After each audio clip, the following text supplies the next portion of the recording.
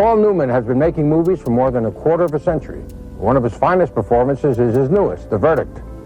I got a stack of stills from some of his most famous films, and handing them to him one at a time, I asked him to look at the picture and tell me whatever came to his mind about that performance. Paul Newman revealed the 9 worst racist actors he hated in old Hollywood Golden Age history. For over 50 years, Paul Newman wasn't just one of Hollywood's biggest stars. He was one of its bravest voices.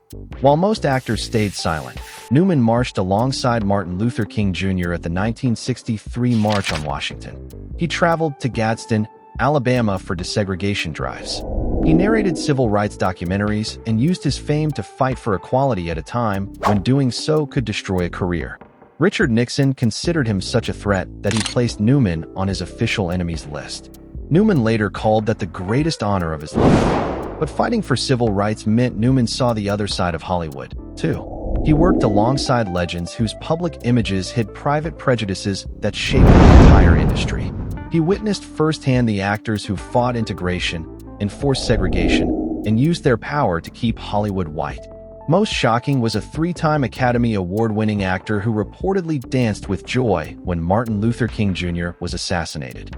And a cowboy icon who told a national magazine he believed in white supremacy and never apologized for a single word. These weren't just celebrities with outdated language or uncomfortable jokes from a different era. These were powerful men whose prejudices had real consequences. They blocked opportunities, destroyed careers, and built an industry where generations of Americans grew up seeing a version of Hollywood where people of color simply didn't exist. But first, the name that begins this list might surprise you because his racism hid behind a mask of patriotism and Hollywood sophistication. Starting with number 9, Robert Taylor. The handsome face hiding an ugly agenda. In the golden age of Hollywood, few leading men looked the part quite like Robert Taylor. With his dark hair, chiseled features, and effortless screen presence, Taylor was one of MGM's most bankable stars throughout the 1940s and 1950s. Audiences saw a romantic leading man, a movie star in every sense of the word. What those audiences never saw was how Taylor used his influence to wage war against anyone in Hollywood who believed in racial equality. When the House Un-American Activities Committee began hunting for supposed communists in Hollywood, most actors dreaded being called to testify. Robert Taylor didn't wait to be called. He volunteered. He walked into those hearings eagerly and named colleagues he suspected of being sympathetic to progressive and civil rights causes, destroying careers without a moment of hesitation. Taylor became a founding member of the Motion Picture Alliance for the Preservation of American Ideals, an organization that worked to suppress progressive voices in Hollywood, including those fighting for racial integration. He actively lobbied his own studio to fire writers he considered too sympathetic to civil rights causes. In Taylor's world, supporting equality for Black Americans wasn't progressive. It was suspicious and un-American.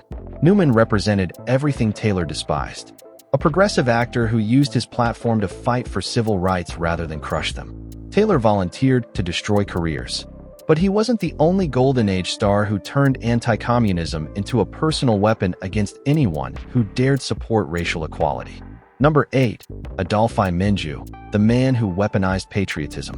In 1947, actor Adolphe Menjou stood before the House Un-American Activities Committee and made a boast that revealed everything about who he really was. He declared publicly that he was the most informed person in America on the subject of communism. It was a claim that said far more about his prejudices than his knowledge. Menjou had built a respectable career as a sophisticated character actor throughout Hollywood's golden age. His polished appearance and continental charm made him a favorite for roles requiring elegance and authority. But off-screen, Menjou channeled that same energy into becoming one of Hollywood's most aggressive crusaders against civil rights, all under the convenient disguise of fighting communism.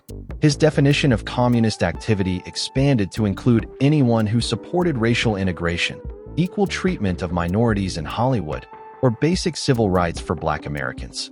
In Menjou's twisted logic, believing that Black actors deserved equal opportunities was evidence of communist sympathies. He was instrumental in blacklisting artists whose only real crime was believing in racial equality.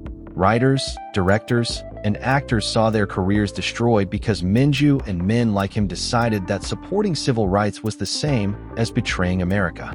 Newman saw right through it. He understood that actors like Minju wrapped their racism in the American flag and called it patriotism. They didn't hate communism. They hated change. They hated the idea that the industry they controlled might one day have to treat everyone equally. Minju and Taylor used politics as their weapon. But the next name on this list didn't need politics to hide behind. He carried darker allegiances that connected him to something far more disturbing. Number 7. Errol Flynn, the swashbuckler with sinister allegiances. On screen, Errol Flynn was everything audiences wanted in a leading man. He was Robin Hood. He was Captain Blood. He was the most dashing and charming adventure star Hollywood had ever produced. Women wanted him, and men wanted to be him. His smile could light up a theater, and his sword fights thrilled millions. But behind that legendary charm, Flynn harbored allegiances that would have destroyed any career if the public had known the full truth. Throughout his career, Flynn was dogged by credible accusations of Nazi sympathies that went far beyond casual politics. Reports placed him in Nazi Germany and Fascist Spain during the Civil War, not as a journalist or concerned observer, but as someone who sympathized with what he saw. Biographers who investigated Flynn's private life documented disturbing connections to Nazi operatives and deeply held racist views toward Black and Jewish people. His private writings and recorded conversations revealed a man who viewed the world through a rigid racial hierarchy. Rooted in his upbringing in colonial Tasmania, Flynn saw non-white people as fundamentally inferior. On set, colleagues documented his casual use of racial slurs and his open contempt for working alongside minority performers. He carried these attitudes with the same effortless ease he carried a sword on screen, as if racism were simply part of being a gentleman of his era. Flynn represented the kind of old Hollywood royalty that Newman's generation was determined to move past. Men whose charm and good looks made their hatred completely invisible to the audiences who adored them. Flynn's racism hid behind adventure and a movie star smile. But the next name on this list might be the most surprising so far, because he was called the King of Hollywood, and his racist affiliations have been buried for decades. Number 6. Clark Gable, the king with a segregated court. When Paul Newman arrived in Hollywood in the early 1950s, one name still towered above everyone else in the industry. Clark Gable, the King of Hollywood, the man who played Rhett Butler, the actor whose on-screen presence defined what a leading man was supposed to be for an entire generation. Gable's star power was unmatched, and his influence over the industry was enormous. What history has largely buried is how Gable used that influence. He was a founding member of the Motion Picture Alliance for the Preservation of American Ideals, standing alongside Walt Disney, John Wayne, and other powerful conservative figures in Hollywood. This wasn't a casual membership or a name on a letterhead. The Motion Picture Alliance actively worked to suppress progressive voices in the industry, opposed integration efforts, and used its considerable influence to blacklist anyone who challenged the racial power structure that kept Hollywood overwhelmingly white. Gable aligned himself with the most reactionary forces in the entertainment world. While he played charming heroes on screen, characters audiences loved and rooted for, behind closed doors, he supported the very systems designed to keep Hollywood segregated. His opposition to progressive movements within the industry was well documented among his contemporaries, even if the public never heard about it. Newman came up in an industry that Gable's generation had carefully constructed, an industry designed from the ground up to exclude. The King's crown was built on a foundation of keeping others out, and his legacy carries that weight whether audiences want to acknowledge it or not. Gable helped build the system from the inside. But the next name on this list didn't just participate in Hollywood's racism quietly.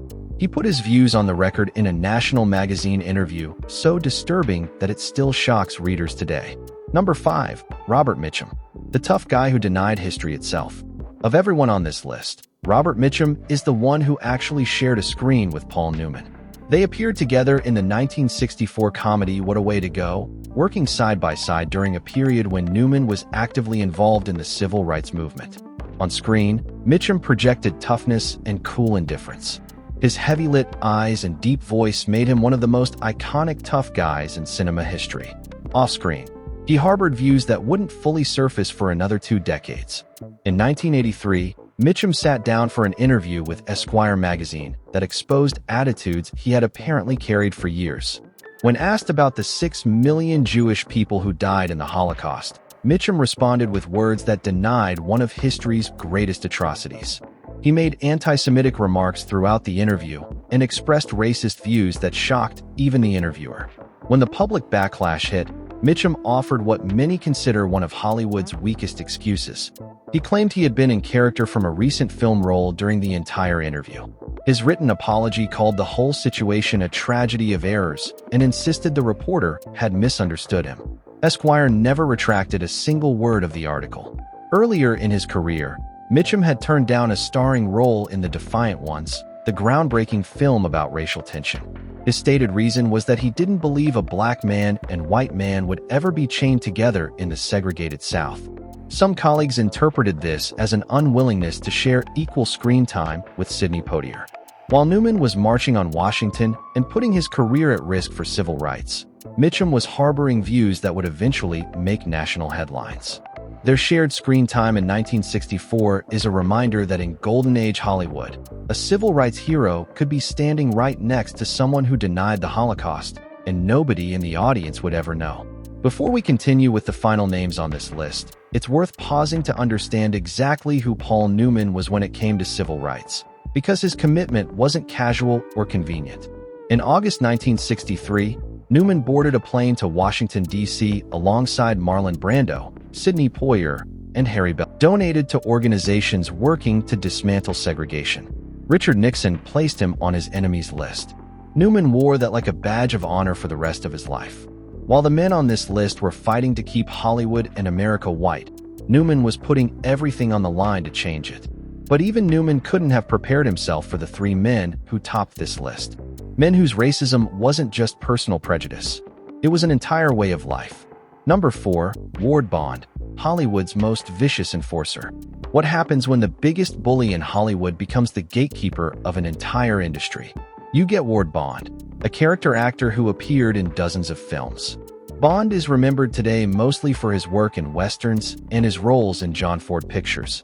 But inside the industry, Bond was known for something far more destructive than any character he ever played.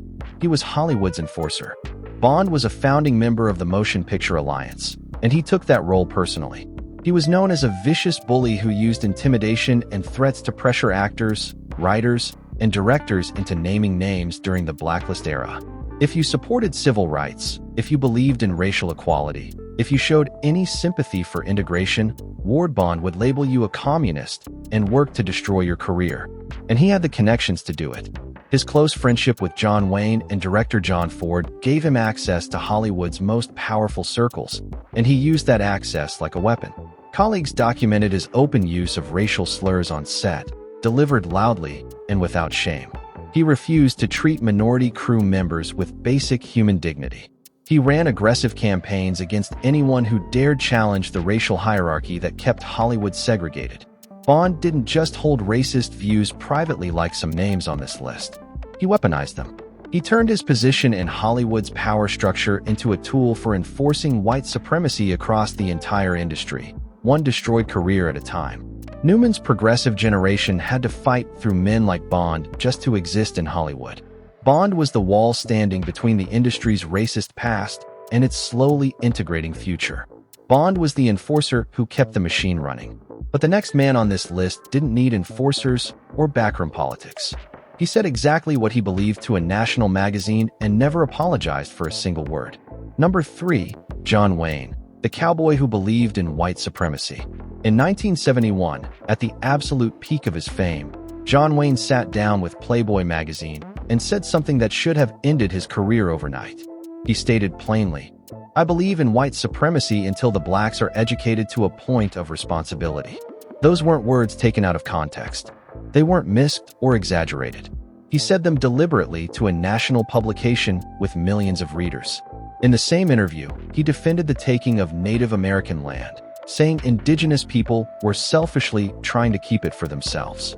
He dismissed diversity in Hollywood casting and made clear that he saw no reason to change the racial makeup of the industry he dominated. What makes Wayne's case so revealing isn't just what he said, it's what happened afterward. Nothing. His career continued without interruption. He remained one of the biggest box office draws in the world. The industry's complete silence in response to openly stated white supremacist beliefs told you everything about what Hollywood truly valued. Wayne actively campaigned against hiring black actors in leading roles and used his enormous influence to enforce those preferences. When he directed The Alamo in 1960, he rejected Sidney Poitier for a role despite Poitier being the era's biggest black star. He refused to work with black directors throughout his entire career. At the 1973 Academy Awards, when Marlon Brando sent Sachin Littlefeather to the stage to protest Hollywood's treatment of Native Americans, Wayne was furious. Security reportedly had to physically restrain him from confronting her on stage.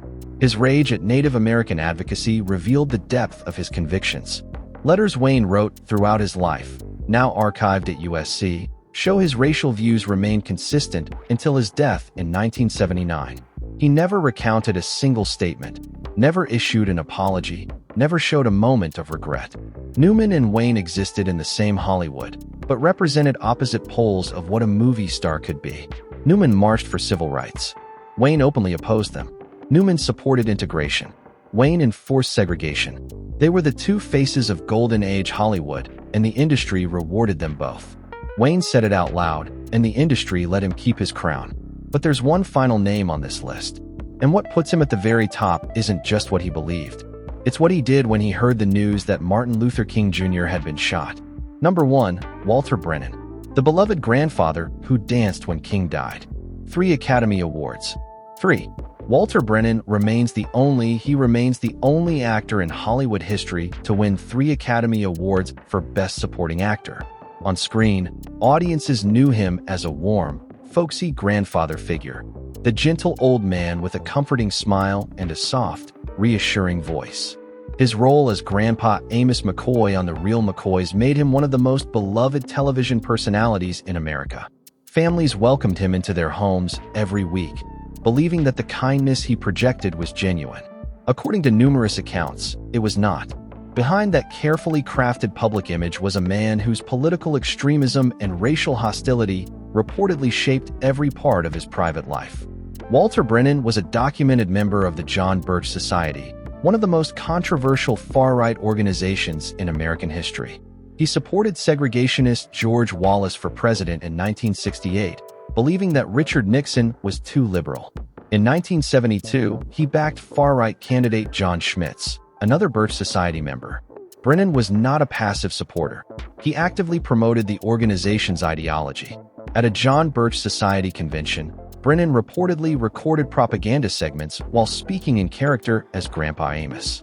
Using the voice of a character trusted by millions of Americans, he allegedly promoted the idea that the civil rights movement was a communist plot and claimed African Americans were being manipulated by foreign agitators with anti-American motives. According to critics, he weaponized a beloved television persona to legitimize extremist views among audiences who trusted him. The backlash within Hollywood was significant. Sheldon Leonard, the producer of The Real McCoys, publicly referred to Brennan as the racist Walter Brennan and deliberately distanced himself from future collaborations. Writers and crew members who worked with Brennan later described an on-set environment marked by frequent racial slurs and outspoken beliefs in white supremacy. Brennan was also quoted as saying that the 1965 Watts riots could have been stopped with a machine gun. His views were so extreme that he reportedly believed even John Wayne was a communist sympathizer. The incident that has come to define Brennan's legacy more than any other occurred in April 1968, when news broke that Dr. Martin Luther King Jr. had been assassinated. While the nation mourned and the entertainment industry fell into collective grief, multiple crew members from the Guns of Will-Sonnet later reported that Brennan reacted very differently. According to those accounts, he danced and laughed, openly celebrating the death of the civil rights leader. Similar reactions were reportedly observed following the assassination of Robert F. Kennedy later that same year. The contrast between Brennan and actors like Paul Newman could not have been more stark. Newman marched alongside Dr. King, narrated civil rights documentaries, and openly risked his career to stand for equality. Brennan, according to witnesses, celebrated King's death. That contrast illustrates the two vastly different moral paths that coexisted within Hollywood's so-called Golden Age. These figures were not merely products of a less enlightened era. They were powerful individuals who made deliberate choices that reinforced segregation, marginalized people of color, and shaped an industry where non-white performers were largely confined to stereotypes or erased altogether. While many of Brennan's peers chose silence or complicity, Paul Newman chose resistance. He spoke out when it was dangerous, marched when it was risky, and proved that success did not require surrendering one's principles.